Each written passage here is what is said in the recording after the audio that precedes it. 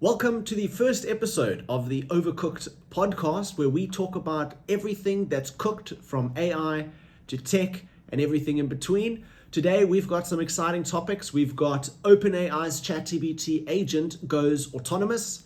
We're taking a look at humanity's last exam. We are looking at OpenAI's SORA brings text to video to the masses, where we compare some of the video generation tools that are available at the moment. And we even take a look at SORA's premiere video a year ago for what we thought we were going to expect to see. We're also taking a look at Elon Musk's XAI, which launched Grok's Imagine, which is an unfiltered AI video and image generator. And we're also taking a look at White Castle, that is now delivering burgers via robot, and Uber Eats. I've always wanted that. And we're taking a look at SpaceX, which has a reusability record for the Falcon 9 booster, which hit 29 flights. And we're even, I think just yesterday, they launched their super heavy rocket, and we're going to take a look at that as well on X. And then finally, we're going to be taking a look at the neuromuscular aim assist. You've probably never heard of that before. I didn't even know it was possible. It's still confusing to me how it's possible, but we're going to take a look at it and we're going to talk about it here today on the Overcooked Podcast. So let's kick it off with our first topic, the autonomous GPT upgrade, giving AI hands and eyes to do things for you. Here you can see on our screen share, we're already taking a look at ChatGPT's release announcement for this, which was on July 17th, and specifically talks about the fact that GPT can now think and act proactively, choosing from a toolbox of agentic skills to complete tasks for you on its own computer. So let's break that down. What does that mean? Well, I'm sure everybody who's used GPT and has explored some of the other tools knows that you can do things like think hard, you can do a deep research task as well. You can also search the web. You can do a search-based task.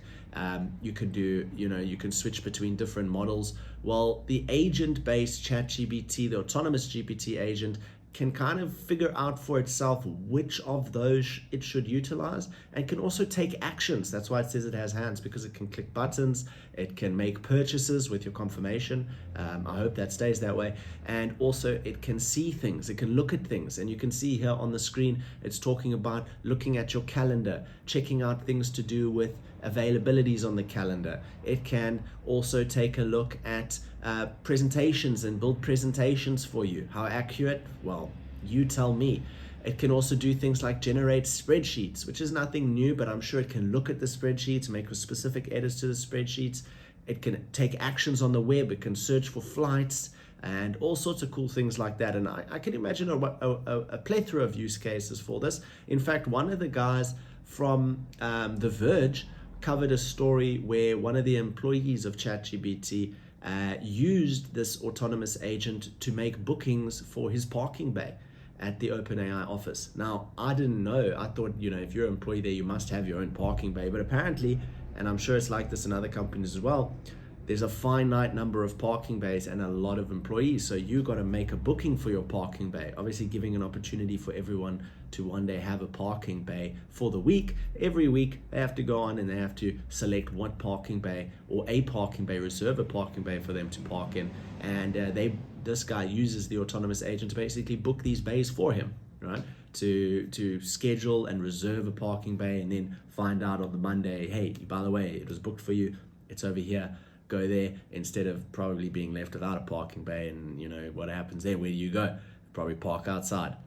And I'd definitely be the type of guy who'd forget to make that reservation often, probably stop forgetting and actually do it myself every time. So I think that would definitely be a use case that I could see myself using. And I've always been a little bit nervous about letting like a GPT agent do my flight scheduling for me, book accommodation and holidays and things like that. Probably do as good or worse than a flight assistant, travel agent, but a bit nervous that, especially if you're coming to South Africa or something like that, you got to be careful where you go. You can't just go stay anywhere. You don't really know what you're getting yourself into, what areas you're going to be in. So, it's going to have to build confidence. And I think, letting it loose on some more simpler tasks could be fun. Hey, maybe it could help you prep presentations and shows. And updates for staff and manage employees and things like that to some degree. So I think there definitely can be a use case for it. Maybe we'll even see something like Notion adopt it to allow some more refined task management solutions, and even query staff members and things like that on its own accord. That could be pretty interesting. Still don't know how I'd feel about answering to an AI agent, because it can actually go do things. So like, what if you're like, I need someone to I need a website made, and instead of making the website for you, it goes to Fiverr and starts speaking to someone on a freelance site to build this website for you. Essentially, imagine you're that freelancer. You get a message and you're like, this guy responds pretty quickly. And you're answering to a robot. I mean, that's also a foreseeable future. So not too sure exactly what could come from it, but I know a lot of things are definitely gonna come into the limelight with the development of this, and I think it's very interesting. How smart is it? Well, I think it has to do with what model it's using to do different things, and that's where humanity's last exam comes into play. So one of the guys, can't remember who it was, but he was speaking to Elon Musk, and he basically, Elon Musk basically said, we need a test method to test these AI models in a way that's much more difficult, where the questions are much harder for individuals to answer or models to answer than what is currently available. And this individual created the Humanities Last Exam, which is essentially a model benchmark featuring 2,500 challenging questions spanning across all sorts of different subjects, which we'll take a look at now. And it's a joint creation by the Center for AI Safety and Scale AI. Humanities Last Exam is like a really hard quiz. It features things like math, science, history. And I've looked at some of these questions. They're flipping difficult. There's no other way to put it. It's pretty challenging questions, to be quite honest with you. I'll probably fail most of them. But we're going to take a look at that now quickly. Look at it on the screen. We can go up here and we can actually go to lastexam.ai and we can see, what's been happening and what's in the news. So let's take a look at what some of these questions might be. Things like, in Greek mythology, who was Jason's maternal great-grandfather? Pretty easy trivia question. Then there's also physics questions, like a block is placed on a horizontal rail. Along with it, it can slide frictionlessly. It is attached to the end of a rigid massless rod of length R. A mass is attached to the other end. Both objects have weight W. The system is initially stationary with the mass directly above the block. The mass is given an infinitesimal push parallel to the rail. Assume that the system is designed so that the rod can rotate through a full 360 degrees without interruption. When the rod is horizontal, it carries tension T1. When the rod is vertical, again with the mass directly below the block, it carries tension T2. Both these quantities could be negative, which would indicate that the rod is in compression. And what is the value of T1 minus T2 divided by W? That might not be that hard of a question, but take a look at some of these. Example, ecology. Hummingbirds with podiforms uniquely have a bilaterally paired oval bone, a sesamoid embedded in the collateral portion of the extended cruciate aponiferous of insertion of M, depressor chordae. How many paired tendons are supported by the sesamoid bone? I'm cooked on that question, total failure. And then there's also another one. Here is a representation of Roman inscription originally found on a tombstone. Provide a translation for the Palmyrene script. A transliteration of the text is provided as well. So that's from Henry T. of Merton College, Oxford. The previous one was Edward V. of Massachusetts Institute of Technology. These are hard questions, most of which, I've gone through these and I suggest you go take a look at them. They're not easy at all. Whatever way, shape, or form, they are pretty challenging questions, most of which I'd probably fail. But we do have the quantitative results of the different models. And I think it's surprising that Grok 4 is at the top of the list, having, Elon Musk being the one saying we need harder questions, and him, himself creating an AI or working with a bunch of people to create an AI that scores at the top of that list is pretty impressive. GPT-5 released after Grok 4, performing 1 decimal point less than Grok 4, which also I find quite surprising. Like, can these things retake the test? How many times are they tested? These are the questions I have that don't have answers. But apparently Grok 4 and GPT-5, it says data set was updated on the April 3rd, 2025, but I'm pretty sure GPT-5 came out after that. So I think these are still updated, but maybe that's specific to the O3 mini model. Anyway, Gemini 2.5 scoring 21.6%. This is out of 100. O3 scoring 20.3, O4 Mini scoring 18.1, DeepSeek R1 scoring 14, O3 Mini scoring 13.4, Gemini 2.5 Flash scoring 12.1, Qwen 3 scoring 11.8, Claude 4 scoring 10.7, DeepSeek R1, a previous model, scoring 8.5, Claude 3.7 Sonnet scoring 8, O1 scoring 8, Claude 4 scoring 7.7, Llama, however you say that, 4, Maverick scoring 5.7, GPT 4.5 Preview scoring 5.4, and GPT 4.1 scoring 5.4 as well. Claude 3.5 Sonnet scoring a 4.1, and GPT 4.0 scoring a 2.7. So they also go on to say that while current LLMs achieve very low accuracy on the humanities last exam, recent history shows benchmarks are quickly saturated, with models dramatically progressing from near zero to near perfect performance in a short time frame. So there is things to think about, and they obviously learn as they go, and if you ask the same question over and over again and tell it exactly what it did wrong, it's going to perform better every time. But it is showing us that there's a lot of headroom still to be made, and if you're going to be creating complex prompts or requesting complex assistance on complex problems, then Grok 4 and GPT-5 might be your best bet. But if what you're doing is relatively simple, I'm pretty sure they're all going to be able to do it very capably, because you can see from the questions it's not easy, and it definitely requires a level of thinking.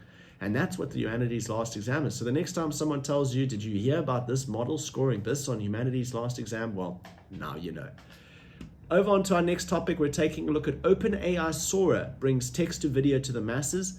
This was an update from a while ago, where OpenAI SORA became accessible to everyone, meaning you could create videos essentially inside of OpenAI's GPT. And I thought, when we saw it a year ago, it was released, it was premiered, the video was insane. I thought, here comes a new frontier to cinematic development, where we're going to see things like Netflix shows and Amazon Prime, exclusives and things like that, containing percentages, at least 5-10% maybe of generated video versus currently, which is kind of probably zero. But having looked at it, that was a year ago. Fast forward a year from now, we thought, what would be a great idea? Create a complex-ish prompt, not a single one-line prompt, because different models are going to take that with an amount of freedom that is going to differ per model. And sometimes you might come right, sometimes you might not come right. Make it quite restrictive and quite imaginary, and see how well they do at producing a video for it. And we compared Veo 3, we compared AI Stable Diffusion, we compared MidJourney, Kling, Dance, Pixverse, Haiyan, SORA, and Halo Minmax, and we wanted to see how well it would do.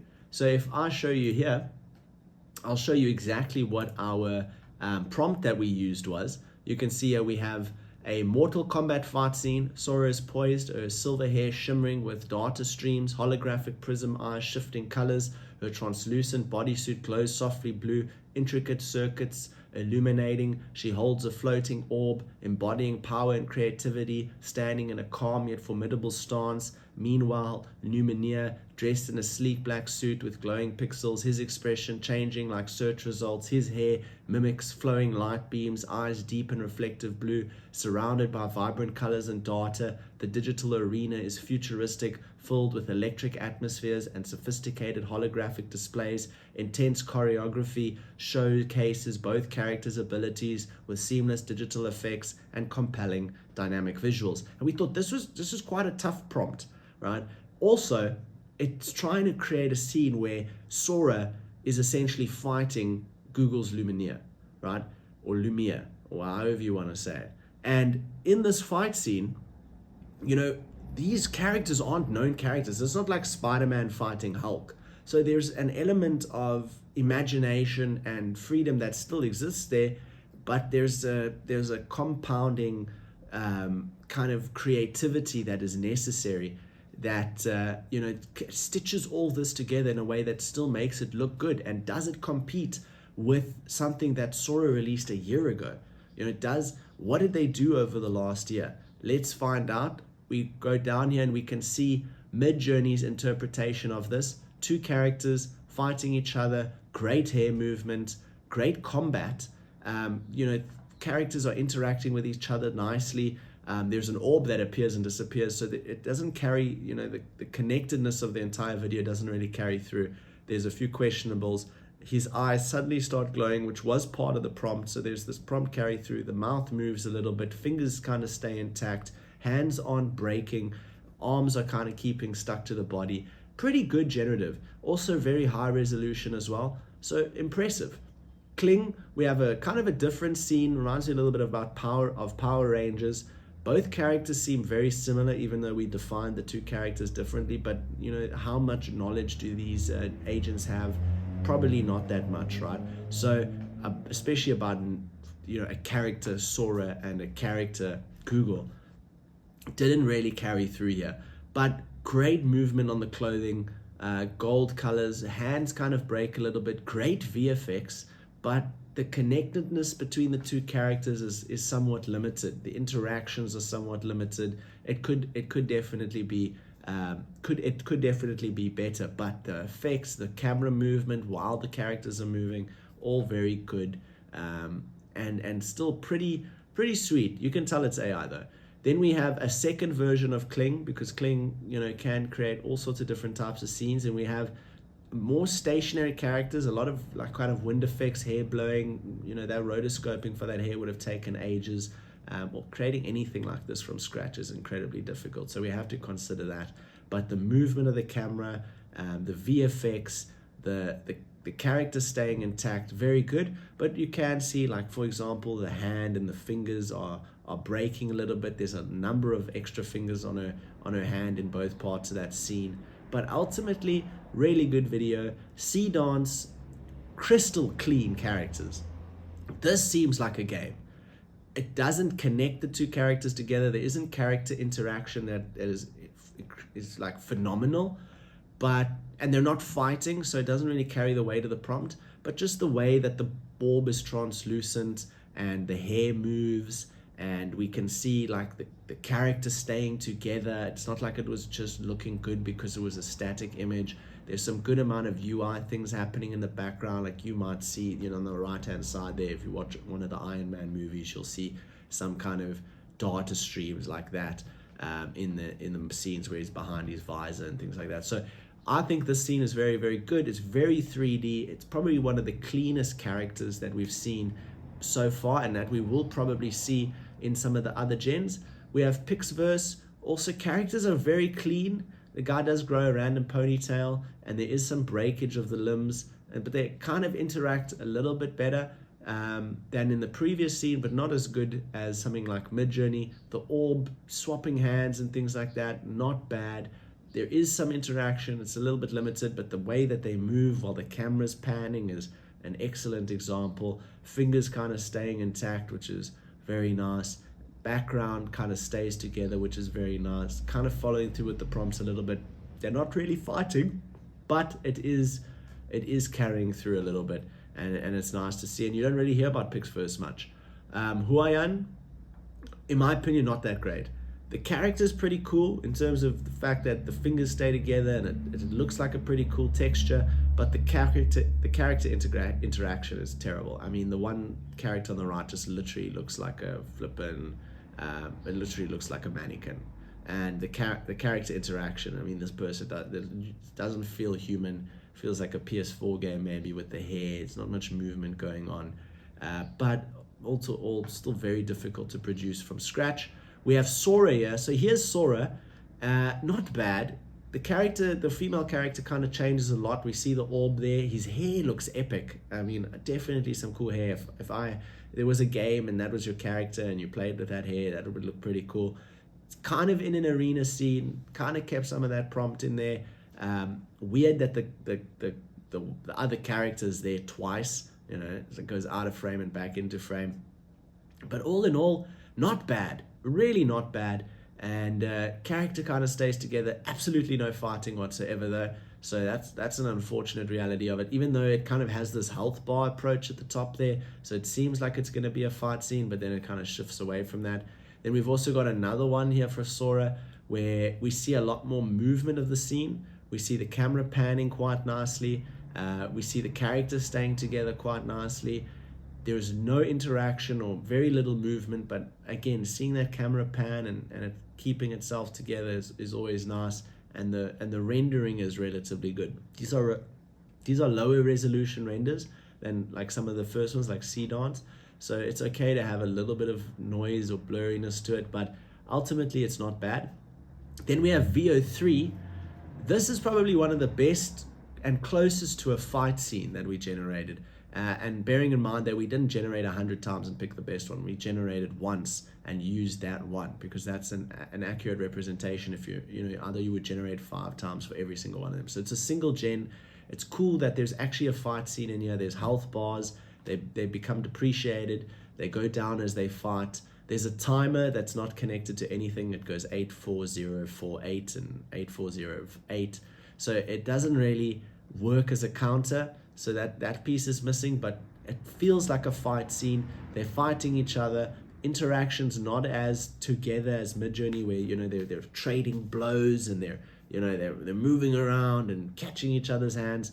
This is more like they're just punching each other's hands directly. They're just absolutely hitting each other's limbs, and there's nice effects there.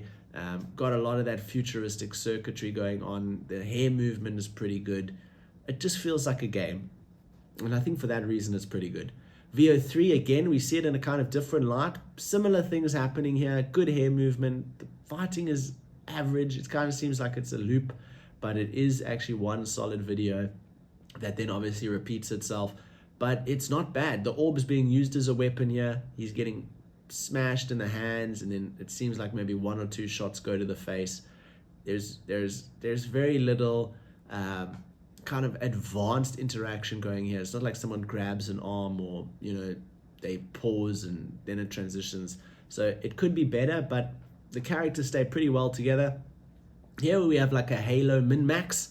This is another model as well. This reminds me of like Mickey Mouse Clubhouse. It seems like maybe like a child film or something like that, some kind of like animation for kids or families, for very young, below the age of 3, 4 kind of thing, 5, where it seems very like toned down and gentle, but still really good characters here. That's the one thing. It's like the clarity of the characters is really good. Some of the prompt carry through. There's no fighting whatsoever. Still pretty interesting though. And then we have WAN 2.1. A lot of really good VFX here, very much reminding me of like an older school kind of game, something that's not super modernized, but the VFX are great. The amount of work it would take to recreate these VFX would be a lot.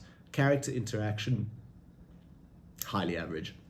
I'd rate this character interaction average, because there's not much interaction at all. It's kind of like one guy's doing something and the other person's kind of just observing. The orb is there, but it's not really being used, and there's no like blows being transitioned or being traded or anything like that. So very cool camera panning. Characters stay very nicely together.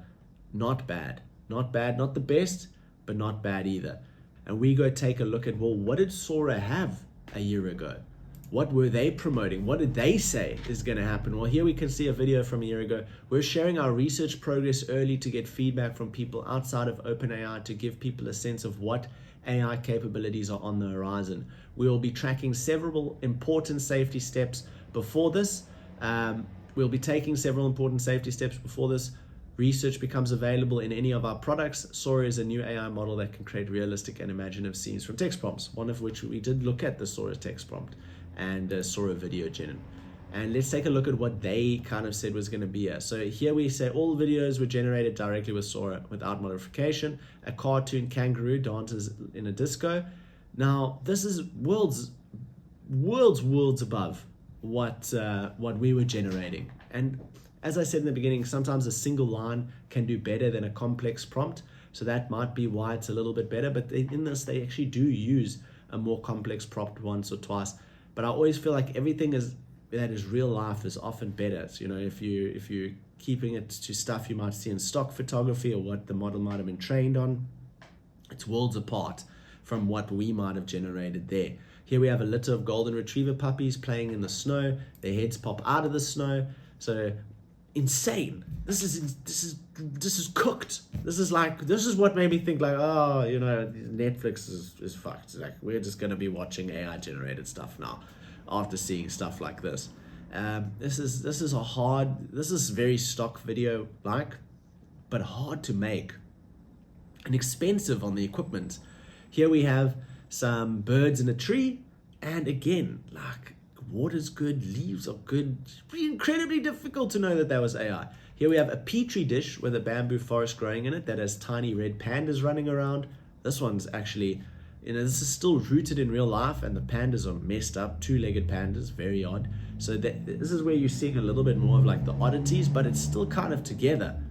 So here we have a drone view of waves crashing against the rugged cliffs along Big Sur's Gary Point Beach. The crashing blue waters create white-tipped waves with the golden light of the setting sun illuminating the rocky shore. A small island with a lighthouse sits in the distance, and green shrubbery covers the cliff's edge. The steep drop from the road down to the beach is a dramatic feat, with the cliff's edges jutting out over the sea. This is a view that captures the raw beauty of the coast and the rugged landscape of the Pacific Coast Highway. Now, here we have an example of a complex prompt, but look at what comes from it. Again, definitely can see this as stock photography. So, probably more in line of what it was trained with. And here we have a movie trailer featuring the adventures of a 30-year-old spaceman wearing a red wool knitted motorcycle helmet, blue sky, salt desert, cinematic style shot on a 35mm film with some vivid colors. Also, very good. It does have this vibe of a stock video, but I could see this in a movie. This is like very Interstellar to me. Seems like something that we could see in a show like Interstellar. Here we have photorealistic close-up video of two pirate ships battling each other as they sail inside of a coffee cup. This is like, this is so good. I feel like I've been cheated. A year later, I think we should have at least got a video close to this. This makes you think we're totally cooked. Beautiful snowy Tokyo City. Also, like real life, man. This is so hard to know that this isn't real, that this is AI. The story of a robot's life in a cyberpunk universe got more AI vibes, so you can see with the cars and stuff like that. Reminds me of the Chippy, I think it was called Chippy. It was a movie that was filmed in South Africa, actually, or Chappie maybe it was called. But still really, really good, very much rooted in real life. I actually want to see, because there's a few more animated stuff. Here you got an SUV point of view. This is like a game, straight up out of a game. Here we've got, let's see if we can find, I'm looking for one specifically that's like super animated. I think it was here. So 3D, now this is where it's kind of similar to what we had. A 3D animation of a small, round, fluffy creature with big expressive eyes explores a vibrant, enchanted forest. The creature, a whimsical blend of a rabbit and a squirrel, has a soft blue fur and a bushy striped tail. It hops along a sparkling stream, its eyes wide with wonder. The forest is alive with magical elements, flowers that glow and change color, trees with leaves in shades of purple and silver, and small floating lights that resemble fireflies. I'm not going to go into all of it, but not what I got. Not at all. This is worlds beyond what you're likely to get on your first generation. And on that note, we'll pause there. This really indicates kind of what expectations versus reality is when it comes to video generation. And it's unfortunate because this sets that premise up. If you are a guy that's generating some video, you're probably going to head out into the world and try and you're just going to struggle. And sometimes your first thing that you make is going to be 10 times better than the next 10 things that you make directly after that. And that's just because it reminds me of what it was like doing image generation a year or two ago.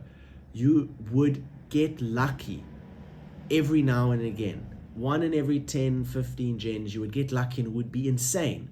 But the other 14 times would be a struggle, and you would try and get exactly what you want until you either got close-ish to what you want or gave up on that particular direction and went for another direction which you were immediately happy with. And I think we're seeing the same thing here with video. I think it's going to come a long way, but I find it disproportionate. And I think what happened here when they made these videos, and I'm subject to be proven wrong, of course, but what I think happened is when you consider all the people genning video across the world right now, and the amount of hardware power that's being allocated to every person's parallel generation, I think when they made these videos, they used all that power on one generation. Either that, or they generated so many that they just ended up picking, 5 videos out of the 2,500 that were, the rest wasn't as good or close to as good, and they just picked the creme of the crop to showcase, which I think is also very likely. But I think it's an unrealistic expectation for what is currently available now. I think you're likely to get this. I think it's possible, but it's going to be a combination of luck and the prompt direction that you take being perfect for what maybe was trained or what is currently possible. But very interesting nonetheless, and always refreshing to look at for a year in advance from where we originally might have seen this. The next thing we're taking a look at is Grok's Imagine. Elon Musk's XAI launched their AI and video generator. And what's unique about this video generator, what's different from the generators we looked at, is Musk's labeled it as it won't obey excessive rules. It can create not safe for work content. It can maybe not be bound by some of the parameters that usually these models are bound by. So, a little bit more of an edgy model. And definitely, we saw the performance on the humanities last exam. It's not attached to a poor model. It's a very good model, and it has less restrictions, less brick walls, so to speak, preventing it from doing certain things and trying certain things. I imagine creating copyright content is probably going to be a little bit easier depending on what it was trained on. And obviously, that's going to influence how much you hear about Grok. I think in the future, we're going to hear more about Grok's video generation than we might hear about other video generation models because of how viral or, how offensive some of the stuff might be. And that's something that Musk usually likes to do. I remember when I was browsing Twitter the one day, I pulled up on my feed and I saw all of a sudden so many Elon Musk tweets. And I follow Elon Musk, but never I thought, bro, did this guy post 100 times today or something? But then I saw some posts were from today, some were from a month ago, a week ago, a few minutes ago. And I thought, what is going on here? And I actually came to find out that Elon Musk, there was someone else with 300 million or, a couple million followers. And he has, way more followers than that. And they were getting way more views than he was getting. And I don't know if it was about the fact that he was getting less views than the other person. I think it was more about the fact that he had so many more followers, yet he was netting so many less views. And what he did is he went to his engineer team and he was like, I need you guys to increase how often they see me. And instead of increasing it by 1.5x or 2x, he increased it by a factor of 1,000. That's the game plan. Just increase it dramatically and affect everybody. And everyone just starts seeing this flipping thousands of Elon Musk posts all of a sudden. But that's how he likes to move. He doesn't just touch on the thing. He flipping dives straight in and, fails miserably and then teeters it back from there. And I think that's kind of what we're going to see a little bit with Grok. He's going to go heavy in, it's going to fail, but from there they're going to rebuild and they're going to get better. And I think that's what we see here from this generative model. And we can see that obviously it's a not safe for work pro kind of, it's like a not safe for work friendly generative tool. And we can see here some images that were generated with Grok, and then you can see they're now, okay, let's turn this image that we've just generated now into a video. And you can see, there we go, boom, it's a video now. And it's not bad. It's pretty good. I would have been pretty happy if I got a video like that from our prompt. And maybe that's what we'll do for our next episode, is we'll take a look at, well, what did the same prompt that we tested our other video tools, how did that do on Grok's Imagine? And we can also see here's a not safe for work post-esque. And you might actually be able to generate something like this in MidJourney, to be honest with you, but it's going to be a fluke. It's going to be luck. It's going to be, just got around, the restrictions and parameters perfectly to come out as something like that, and this, I think, is going to be a little bit of a different picture. So I'm interested to see where this goes in the future. If you didn't know, you can go check out Grok on X. and you can actually download it. It is available on the App Store as well, so you can just get Grok there. And really number 9 in productivity. I wonder what OpenAI's GPT is in terms of productivity rating. And I like some of the features of Grok, location, wherever you are. I think that's pretty cool. You can also go over to the Grok site and you get like a ChatGPT duplicated kind of experience. It literally looks like ChatGPT 100%, which I think is pretty funny. And then they're also following only 3 people, and they also have 6.1 million followers. Now, the interesting thing is I actually saw Grok, the Twitter account, got suspended, and I thought maybe that's not true. But going down their feed, maybe it was. Maybe they did get it suspended and then they got reinstated. It says it has 42.5 million posts, so I'm sure there's a crap ton that could have been penalized or automatically detected, and they automatically suspended their own product and brought it back. And I guess that's just how it rolls. And that news might be fake as well. I don't know. But we know that it joined in November 2023, and you can absolutely go take a look at it whenever you want to.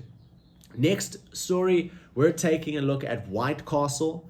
They've now started delivering robots. Delivering robots via burgers. No, they're delivering burgers via robot, and they've partnered with Uber Eats. So hungry Chicagoons can now get White Castle delivered by a robot. So autonomous vehicles developed by Coco Robotics are joining Uber Eats fleet to serve up burgers from the iconic Midwestern chain. I remember seeing a guy that used to drive his little RC car around, his remote controlled car. He put a camera on it and some speakers, I think, or I don't think it had speakers. I think he put a note, and he would ride this RC car, remote controlled vehicle, tiny little thing, probably the size of a flipping shoebox, down the street, across the road, and into like a small grocery store, or like a garage, was what we would call it in South Africa. And they would go in, and the store clerk would be like, what the hell? This got a note. And he would look at the note and said, I need, flipping Maynard's wine gums. And he would go and get it and put it in, and there would be a bit of money there, and you'd take the money and you'd give him the change, and it would be like an interaction like that. And I kind of thought about that when I saw this, you're just driving down the road, and oh look, it's a flipping Coco Robotics. I wouldn't call it a robot. It's more like a cooler box with wheels, driving down the road. But I promise you right now, you bring that thing to South Africa, that thing's gonna, if it arrives, okay, it's definitely not gonna have your burger in it. Absolutely not. Maybe it will have your burger in, but it's gonna have a bite out of it. I'm almost certain that it won't have the burger in. But if it has the burger in, I'm almost more certain that it would have a bite out of it. And it probably will only have 3 of the 4 wheels. I'm just saying, that's probably what's going to happen. It's not an applicable product for South Africa. And I mean, I'll be honest, if I was in school with a couple of my friends and we saw one of those robots coming by, we're absolutely taking and looting the burgers out of that thing. The kids are going to do that. So I'll be interested to see if that maybe correlates in this environment. But apparently it can be AI controlled, right? So it, driving along like a flippin' Tesla, or remote controlled by a human being. And I wonder if it has speakers on, like, don't open my lid. Don't take that burger. Okay, you got the burger. Put the burger back. Whatever you do not take a bite of that burger. Okay, you've taken a bite of that burger. Please put the burger back. Like, I could see an interaction like that happening. I'm definitely going to be on the lookout for it. Now, let's take a look at SpaceX's reusability record. This is a little bit more older news. SpaceX set a reuse record on its 500th Falcon 9 launch, and I think its booster hit 29 flights. One of the boosters there hit 29 flights, which I think is very impressive. We can actually head over there and take a look at this. Liftoff occurred at 2:28 EDT on Wednesday, July 2nd, and SpaceX conducted its 500th Falcon 9 rocket launch early this morning on July 2nd. The milestone mission lifted off with 27 Starlink satellites at 2:28 a.m. EDT, and the rocket entered space about 9 minutes after leaving the ground, and deployed the new units for SpaceX's broadband internet network 55 minutes later. On the way to orbit, the Falcon 9's most flown first stage booster 1067 separated from its upper stage and flew back to a lander on the drone ship in the Atlantic Ocean. It was the 29th successful recovery for this stage, 3 more than any other SpaceX fleet, and it was the 472nd Falcon 9 first stage landing since December 2015, and the 439th reuse of a SpaceX rocket. I remember seeing, I think it was Australia or it was New Zealand, they tried to launch their own rocket and it didn't even make it up, it just exploded. It was a massive failure. So the fact that you can reuse a rocket 439 times is an astonishing amount, and it really sets the tone for how impressive that is. I mean, to come along and be like, I want to reuse rockets, right? Maybe 5 reuses or 3 reuses, but 439 reuses is insane. Even the booster, people would think, fuck the booster, the booster's worthless. Let's just reuse the main components here. We'll refabricate the boosters. But even to have the booster do its 29th successful recovery from that stage, like to have a booster be reused 29 times is, I think, absolutely insane. And if we go to SpaceX on Twitter, I believe that they recently launched a super large rocket. Okay, so this was like an hour or 2 ago. The Falcon 9 launched again. Oh man, that is insane. But that's not the main one here. There was a Starship. Yes, they relaunched Starship, and what an amazing launch. I think if you guys watched that, it launched. It's a massive rocket, went up successfully, and then it comes down. I don't know if they gather this thing. It looks like it just falls into the ocean. Nope, that it exploded. I've actually forgot it exploded. Truly, I forgot it exploded. I guess that's how that rocket ended. And I guess that's how they test. Can you imagine the cost of launching such massive rockets and having to just destroy them? They were just destroyed afterwards. There's nothing left of this flipping thing. It's just gone. And now you got to rebuild it again. The engineers at SpaceX be like, yay! But flipping out, we got to now rebuild another one. And I hope we get all the things right this time that we did last time. But imagine when that rocket, that Starship rocket, is reusable. It's huge. It's absolutely massive. So very much congratulations. It was on the August 27th. It was a day ago. And insane. I would recommend going and watching it. Rather give it the views.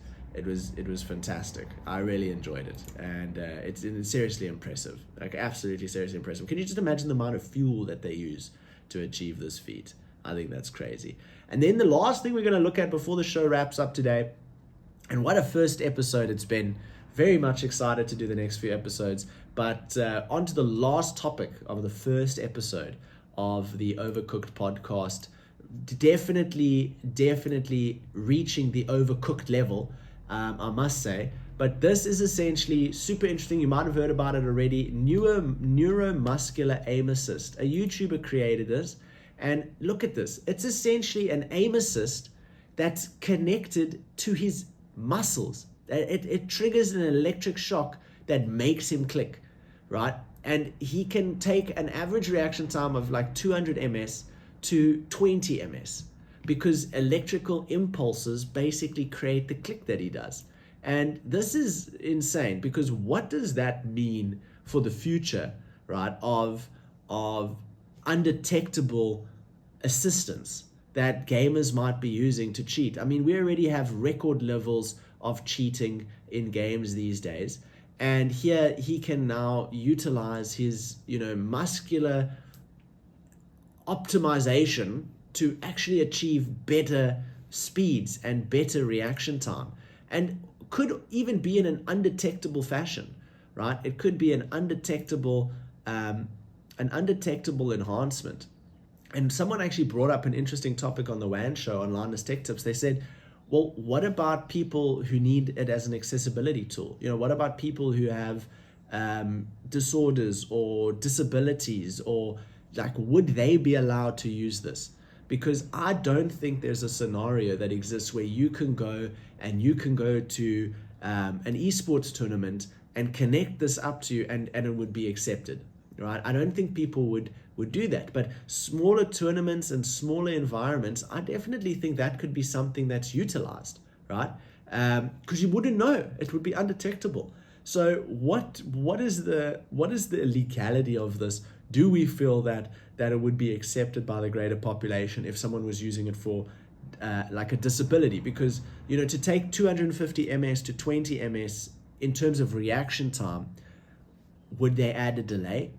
So if I have a disability or something, and my average reaction time is like 1 second, because I have my brain is working perfectly fine, but I have a neurodegenerate order or something that just prevents the messages from my brain getting to my hand fast enough, that the delay is great. And this maybe will allow that delay to become even better than an esports pro. Would they put a delay on that device so that it averages it out, so that person can play with other people? Because if you're a paraplegic, like you don't have you don't have your legs, or you don't have below your knees in Olympics and stuff like that, you can actually get blades on your feet. And would that person still be allowed to run in normal Olympics? If it were to help them perform better than the human anatomy can. Who knows? It opens up a range of questions, but absolutely well done to this individual who is called Basically Homeless, the guy who created this. Well done to him for actually going ahead and creating this, because I don't do well with electric shocks and things like that, so I can't imagine it's very much comfortable. But he describes it, and I'd highly recommend you go watch this video. I don't want to take any views away from it. I highly recommend you go take a look at this and give it a watch yourself. But he describes it as he doesn't even think. It's just his finger moves by itself. It's not an impulse that's coming from him. It just happens just like that.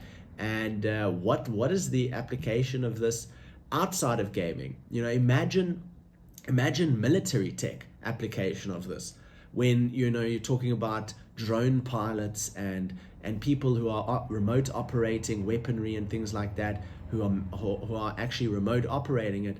What application would it have in this environment? Would they really use it? I know that guys who fly Apache helicopters and stuff, their visor actually automatically shoots for them just by looking at the target. So it already has application, I think. But what can we foresee for this? Do we think that people are going to be hacking? Well, I definitely think now that someone like this has made a video, and it's netted 2-3 million, 2.2 million views since its creation, I think we're going to see a little bit more of this. I hope we don't hear about some dude getting flippin' electrocuted because he doesn't know how to work with electricity, but he really wanted to have a flippin' muscular aimbot. But who knows what's going to happen? And on that overcooked note, it's time to wrap up the podcast for this week. And I hope you guys enjoyed it. And I'm sure we'll look back at this podcast in a few years and say to ourselves, man, we've come so far. And this is definitely a milestone for us in our first ever episode. And if you've made it to the end of this video, thank you very much for tuning in. And we will see you next week for another episode of the Overcooked Podcast. Have a great rest of your day and a great rest of your week. We'll see you next time. Bye-bye.